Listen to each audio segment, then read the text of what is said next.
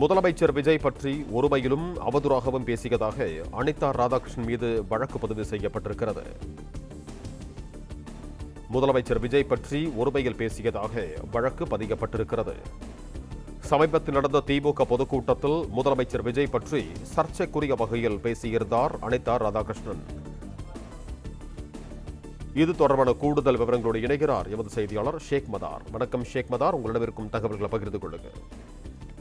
தூத்துக்குடி மாவட்டம் திருச்செந்தூர் அருகே உள்ள ஆத்தூரில் முன்னாள் அமைச்சர் கருணாநிதியின் 108வது பிறந்தநாள் விழா பொதுக்கூட்டம் நடைபெற்றது. இந்த பொதுக்கூட்டத்தில் முன்னாள் அமைச்சரும் திருச்செந்தூர் சட்டமன்ற உறுப்பினருமான அனிதா ராதாகிருஷ்ணன் கலந்து கொண்டு பேசும்போது தமிழ்நாடு முதலமைச்சர் பற்றி ஒருமையிலும் அவதூறாகவும் பேசி கடுமையான விமர்சனத்தை முன்வைத்தார். மேலும் சட்டசபையில் அவர் அமர்ந்திருப்பது குறித்தும் விமர்சனம் செய்தார். இது குறித்து ஆத்தூர் பகுதி தமிழக வெற்றிக் கழக நிர்வாகிகள் ஆத்தூர் காவல் நிலையத்தில் ஒரு புகார் மனு ஒன்று அளித்துள்ளனர். அந்த புகார் மனுவிலிருந்து தமிழக முதல்வரை ஒருமையிலும் மற்றும் கலவரத்தை ஏற்படுத்தும் வகையிலும் திமுக மாவட்ட செயலாளரும் சட்டமன்ற உறுப்பினருமான அனிதா ராதாகிருஷ்ணன் தொடர்ந்து பேசி வருவதாக புகார் தெரிவித்தனர். இந்த புகாரின் அடிப்படையில் அவர் மீது 3 பேர் வழக்கு பதிவு செய்யப்பட்டுள்ளது.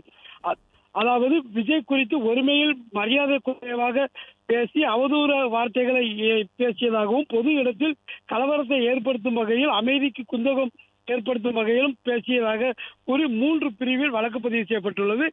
அனிதா ராதாகிருஷ்ணன் மீது வழக்கு பதிவு செய்த சம்பவம் அரசியல் வட்டாரத்தில் பெரும் பரபரப்பை ஏற்படுத்தியுள்ளது.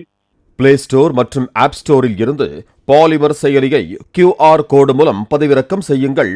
செய்திகளை உடனுக்குடன் பெறுங்கள்.